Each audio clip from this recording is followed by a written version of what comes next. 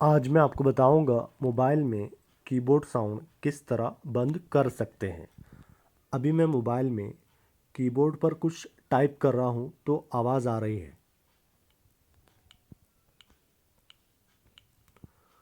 तो आपने सुना, मैंने मोबाइल में कीबोर्ड पर टाइप किया तो आवाज़ आई। तो किस तरह हम कीबोर्ड साउंड बंद कर सकते हैं मैं आपको बताता हूं।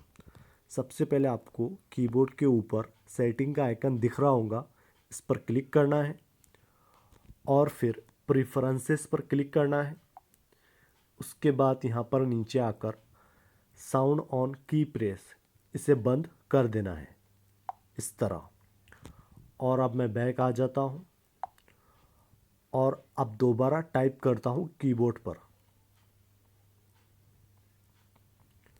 तो अब आवाज़ नहीं आ रही है क्योंकि हमने कीबोर्ड साउंड बंद कर दिया है।